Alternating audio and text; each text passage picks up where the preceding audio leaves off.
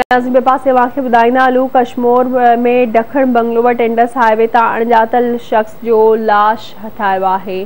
Breaking news है, वाक़िअ update कंदा हलूं। कश्मीर में ॾखण बंगलो वटि इंडस हाईवे तां अणॼातल शख़्स जो लाश हथायो आहे।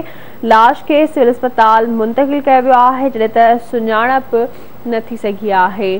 अवांखे आगाह कंदा हलूं। अहम ख़बर आहे, कश्मीर में ॾखण बंगलो वटि इंडस हाईवे तां अणॼातल शख़्स जो लाश हथायो आहे। लाश खे अस्पताल मुंतक़िल कयो वियो आहे, जंहिंजी सुञाणप न थी सघी आहे।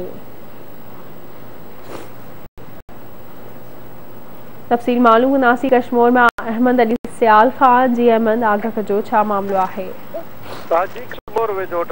इंडस हाईवे वटि रोड जे पासे राइस मिल वटि नामालूम शख़्स जो लाश मिलियो आहे। लाश जंहिंखे मथे जिस्म में ज़ख़्म जा निशान आहिनि, जंहिंखे सिविल अस्पताल कश्मीर मुंतक़िल कयो आहे इंतज़ामिया तरफ़ां। लाश खे अस्पताल में थधे हंधि बि न रखियो वियो आहे, उहो ॿाहिरि पियल आहे। कश्मीर पुलिस नामालूम शख़्स जो लाश तालका मुंतक़िल करे छॾियो आहे, जंहिंजी हिन टाइम ताईं सुञाणप न थी सघी आहे। जी,